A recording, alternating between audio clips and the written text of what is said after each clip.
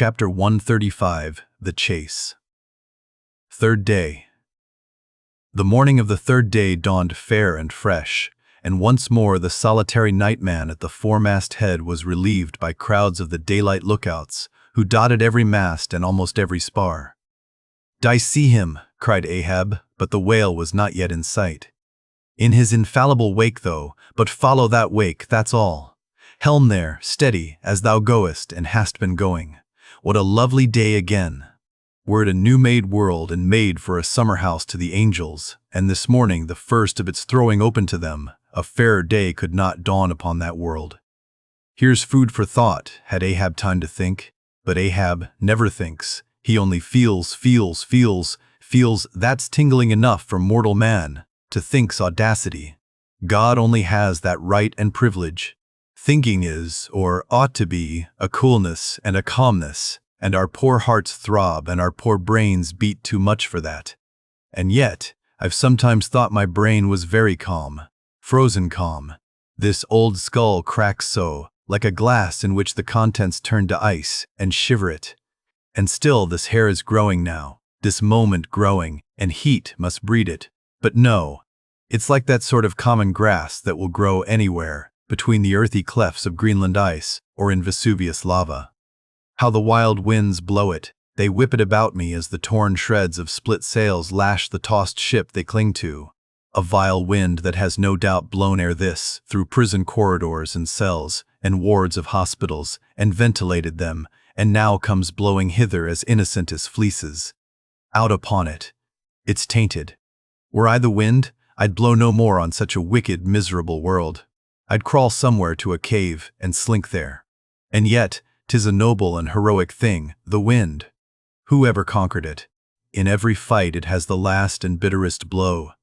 Run tilting at it, and you but run through it. Ha! A coward wind that strikes stark naked men but will not stand to receive a single blow.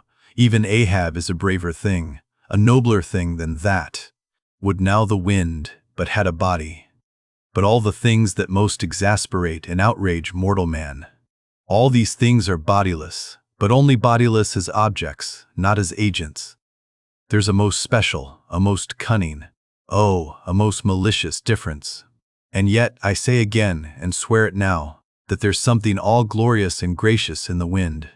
These warm trade winds, at least, that in the clear heavens blow straight on, in strong and steadfast, vigorous mildness, and veer not from their mark, however the baser currents of the sea may turn and tack, and mightiest Mississippis of the land swift and swerve about, uncertain where to go at last.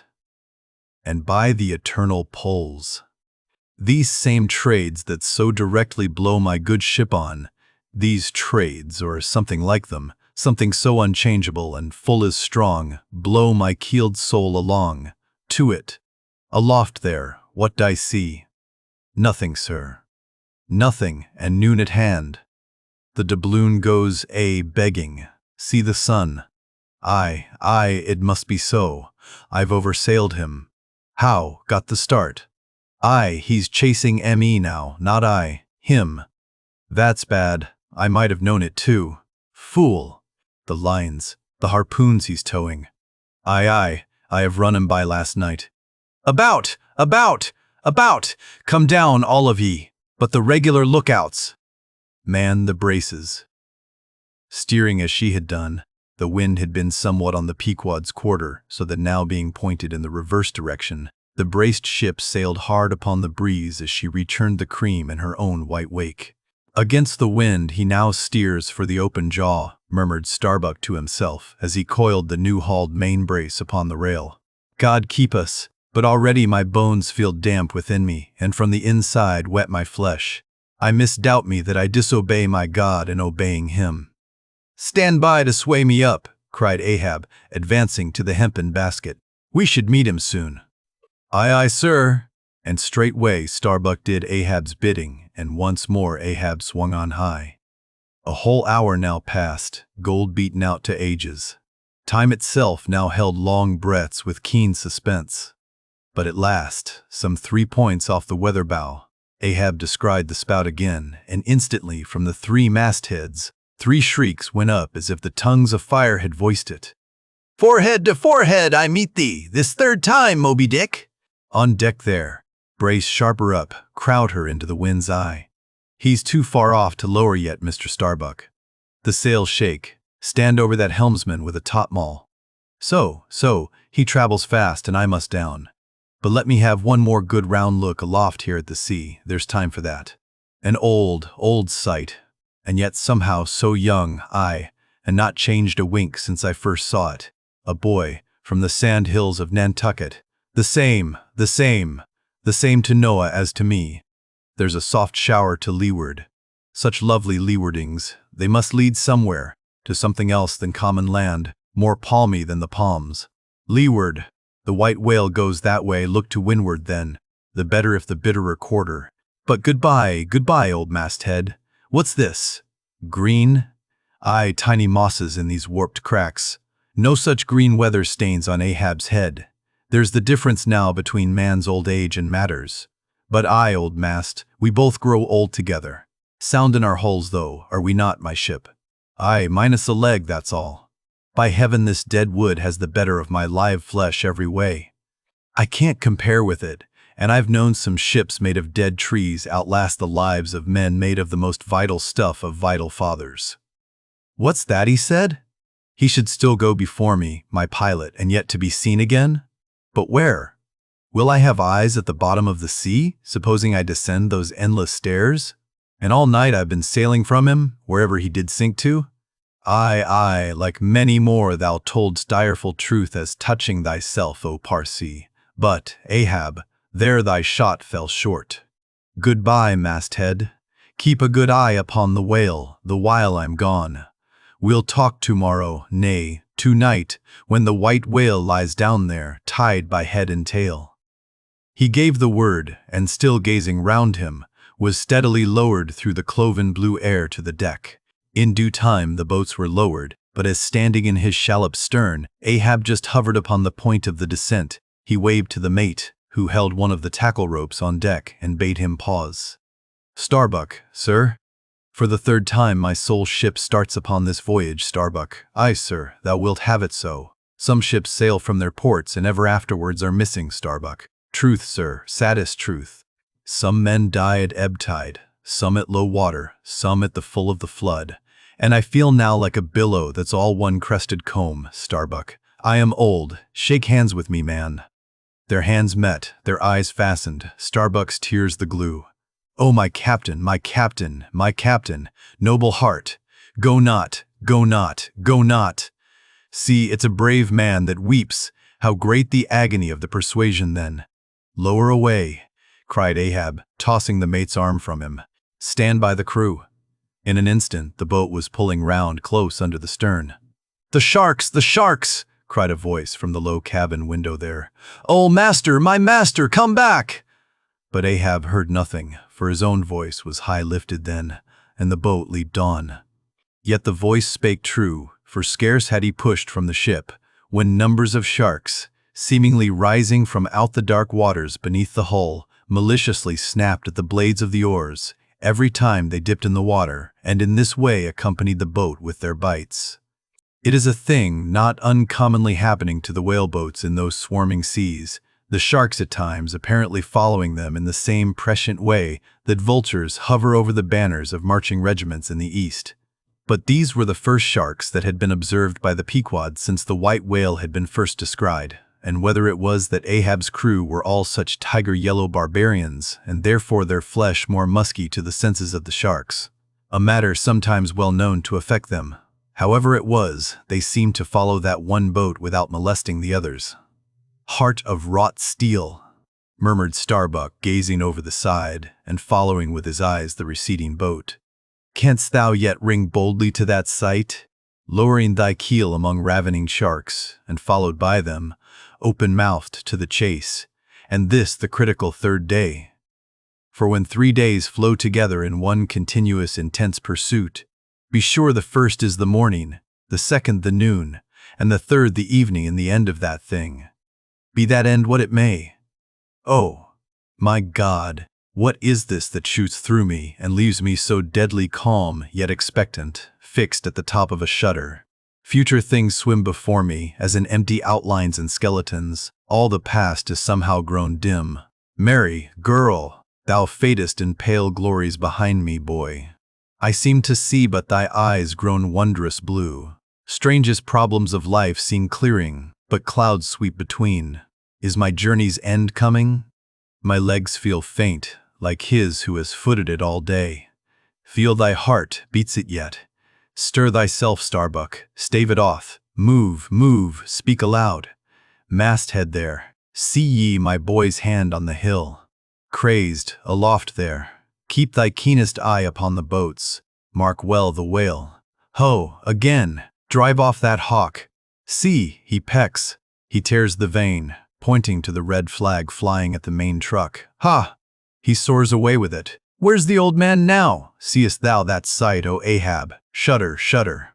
The boats had not gone very far, when by a signal from the mastheads, a downward-pointed arm, Ahab knew that the whale had sounded, but intending to be near him at the next rising, he held on his way a little sideways from the vessel, the becharmed crew maintaining the profoundest silence as the head-beat waves hammered and hammered against the opposing bow.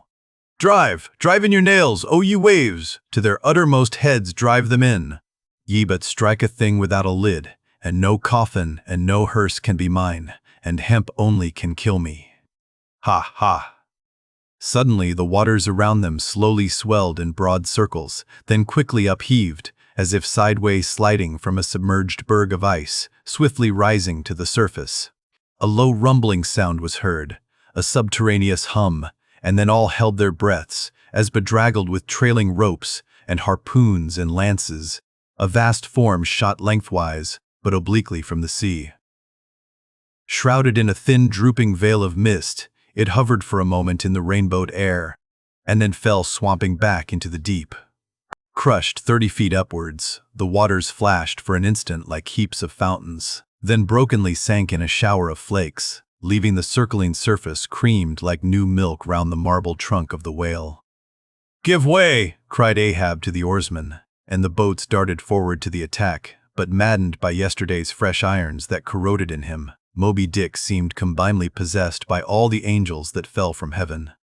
The wide tiers of welded tendons overspreading his broad white forehead, beneath the transparent skin, looked knitted together, as head-on he came churning his tail among the boats, and once more flailed them apart, spilling out the irons and lances from the two mates' boats, and dashing in one side of the upper part of their bows, but leaving Ahab's almost without a scar.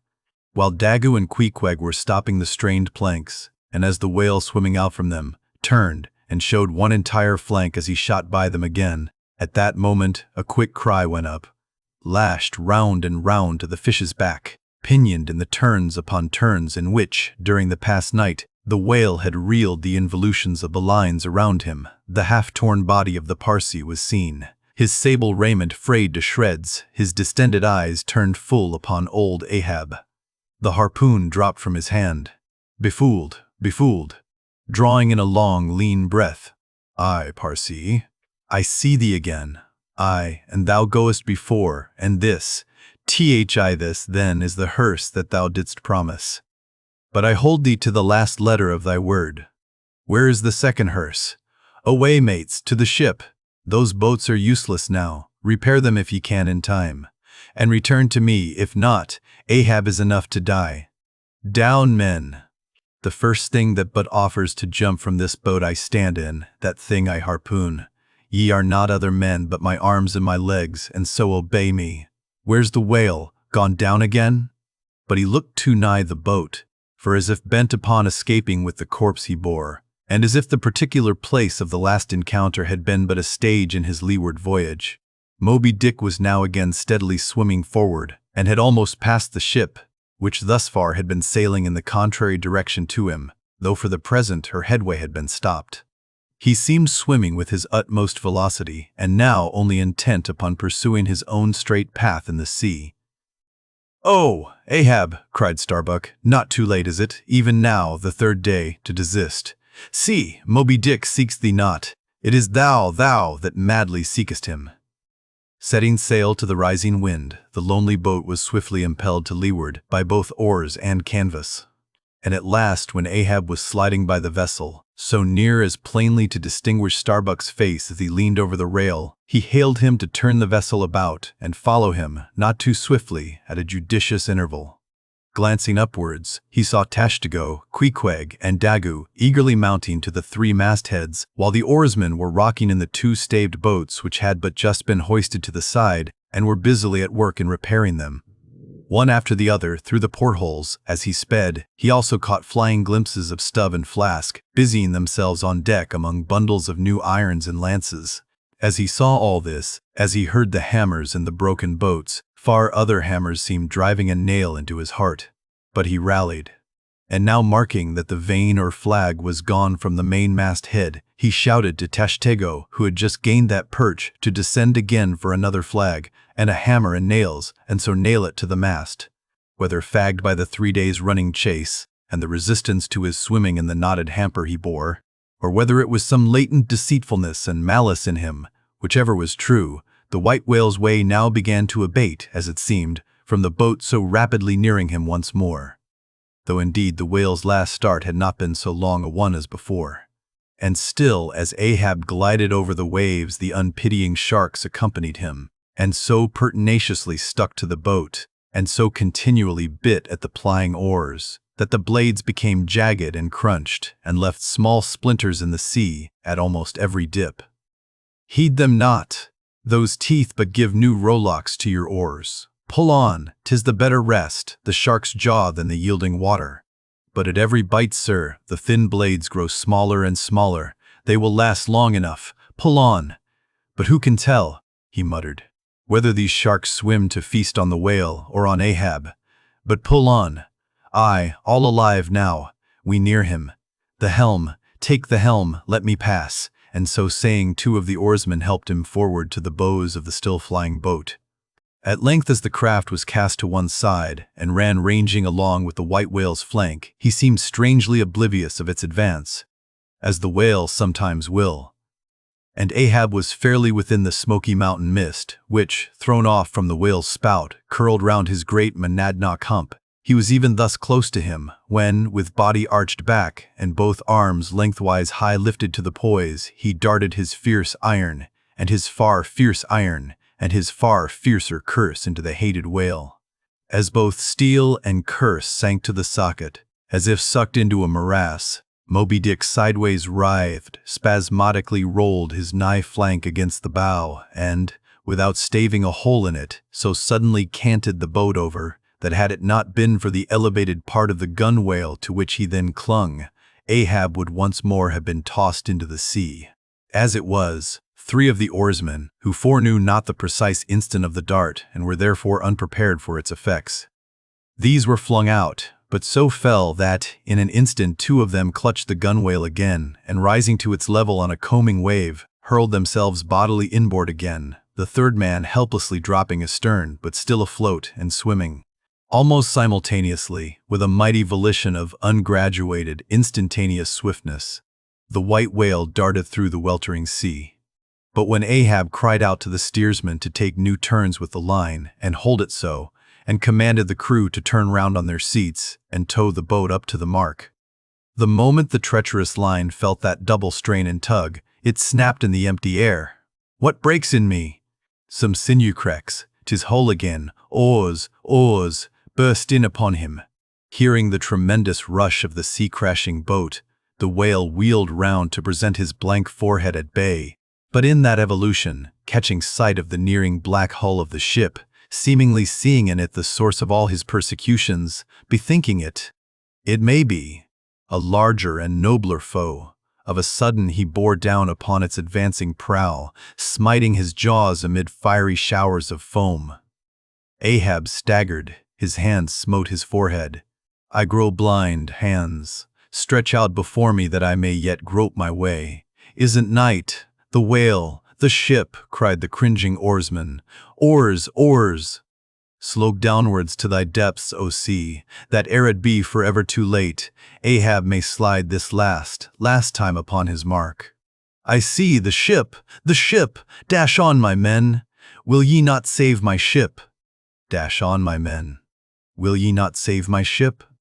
But as the oarsmen violently forced their boat through the sledge-hammering seas, the before whale-smitten bow ends of 2 planks burst through, and in an instant almost, the temporarily disabled boat lay nearly level with the waves, its half-waiting, splashing crew trying hard to stop the gap and bail out the pouring water. Meantime, for that one beholding instant, Tashtego's masthead hammer remained suspended in his hand, and the red flag, half wrapping him as with a plaid, then streamed itself straight out from him as his own forward-flowing heart, while Starbuck and Stubb, standing upon the bowsprit beneath, caught sight of the downcoming monster just as soon as he. "The whale! The whale! Up helm! Up helm! Up helm! Oh, all ye sweet powers of air, now hug me close! Let not Starbuck die, if die he must, in a woman's fainting fit. Up helm, I say, ye fools, the jaw, the jaw! Is this the end of all my bursting prayers, all my lifelong fidelities? Oh, Ahab, Ahab, lo thy work! Steady, helmsman, steady! Nay, nay, up helm again! He turns to meet us. Oh, his unappeasable brow drives on towards one whose duty tells him he cannot depart. My God, stand by me now. Stand not by me, but stand under me, whoever you are that will now help Stubb. For Stubb, too, sticks here. I grin at thee, thou grinning whale. Whoever helped Stubb or kept Stubb awake, but Stubb's own unwinking eye? And now poor Stubb goes to bed upon a mattress that is all too soft. Would it were stuffed with brushwood. I grin at thee, thou grinning whale. Look ye, sun, moon, and stars. I call ye assassins of as good a fellow as ever spouted up his ghost. For all that, I would yet ring glasses with ye, would ye but hand the cup. Oh, oh, oh, oh, oh, thou grinning whale, but there'll be plenty of gulping soon. Why fly ye not, O Ahab? For me, I'll shoes and jacket to it, let Stubb die in his drawers. A most mouldy and oversalted death, though. Cherries, cherries, cherries, cherries, cherries, cherries, cherries, cherries, cherries, cherries, cherries. Oh, flask, for one red cherry ere we die. Cherries, I only wish that we were where they grow. Oh, Stubb, I hope my poor mother's drawn my part. Pay ere this, if not, few coppers will now come to her, for the voyage is up. From the ship's bows, nearly all the seamen now hung inactive. Hammers, bits of plank, lances, and harpoons mechanically retained in their hands, just as they had darted from their various employments, all their enchanted eyes intent upon the whale, which from side to side, strangely vibrating his predestinating head, sent a broad band of overspreading semicircular foam before him as he rushed. Retribution, swift vengeance, eternal malice were in his whole aspect, and spite of all that mortal man could do, the solid white buttress of his forehead smote the ship's starboard bow, till men and timbers reeled. Some fell flat upon their faces. Like dislodged trucks, the heads of the harpooneers aloft shook on their bull-like necks. Through the breach they heard the waters pour, as mountain torrents down a flume. "The ship! The hearse! The second hearse!" cried Ahab from the boat. Its wood could only be American. Diving beneath the settling ship, the whale ran quivering along its keel, but turning under water swiftly shot to the surface again, far off the other bow, but within a few yards of Ahab's boat, where, for a time, he lay quiescent. I turned my body from the sun. "What ho, Tashtego! Let me hear thy hammer! Oh! Ye 3 unsurrendered spires of mine, thou uncracked keel and only God-bullied hull, thou firm deck and haughty helm and pole-pointed prow, death-glorious ship, must ye then perish, and without me? Am I cut off from the last fond pride of meanest shipwrecked captains? Oh, lonely death on lonely life! Oh, now I feel my topmost greatness lies in my topmost grief. Ho, ho! From all your furthest bounds, pour ye now in, ye bold billows of my whole foregone life, and top this one piled comber of my death. Towards thee I roll, thou all-destroying but unconquering whale, to the last I grapple with thee, from hell's heart I stab at thee. For hate's sake I spit my last breath at thee. Sink all coffins and all hearses to one common pool, and since neither can be mine, let me then tow to pieces, while still chasing thee, though tied to thee, thou damned whale. Thus I give up the spear." The harpoon was darted, the stricken whale flew forward. With igniting velocity, the line ran through the grooves, ran foul. Ahab stooped to clear it. He did clear it, but the flying turn caught him round the neck, and voicelessly, as Turkish mutes bowstring their victim, he was shot out of the boat ere the crew knew he was gone. Next instant, the heavy eye-splice in the rope's final end flew out of the stark, empty tub, knocked down an oarsman, and smiting the sea, disappeared in its depths. For an instant, the tranced boat's crew stood still, then turned. The ship? Great God, where is the ship? Soon they, through dim, bewildering medium, saw her sidelong, fading phantom, as in the gaseous Fata Morgana, only the uppermost masts out of water, while fixed by infatuation, or fidelity, or fate, to their once lofty perches. The pagan harpooneers still maintain their sinking lookouts on the sea. And now, concentric circles seize the lone boat itself, and all its crew, and each floating oar, and every lance pole, and spinning, animate and inanimate, all round and round in one vortex, carried the smallest chip of the Pequod out of sight. But as the last whelmings intermixingly poured themselves over the sunken head of the Indian at the mainmast, leaving a few inches of the erect spar yet visible, together with long streaming yards of the flag, which calmly undulated, with ironical coincidings, over the destroying billows they almost touched. At that instant, a red arm and a hammer hovered backwardly uplifted in the open air, in the act of nailing the flag faster and yet faster to the subsiding spar. A skyhawk that tauntingly had followed the main truck downwards from its natural home among the stars, pecking at the flag and incommoding Tash to go there. This bird now chanced to intercept its broad fluttering wing between the hammer and the wood, and simultaneously feeling that ethereal thrill, the submerged savage beneath, in his death gasp, kept his hammer frozen there. And so the bird of heaven, with archangelic shrieks, and his imperial beak thrust upwards, and his whole captive form folded in the flag of Ahab, went down with his ship, which, like Satan, would not sink to hell till she had dragged a living part of heaven along with her, and helmeted herself with it. Now small fowls flew screaming over the yet yawning gulf. A sullen white surf beat against its steep sides. Then all collapsed, and the great shroud of the sea rolled on as it rolled 5,000 years ago. Epilogue. And I only am escaped along to tell thee, Job. The drama's done. Why then here does anyone step forth? Because one did survive the wreck.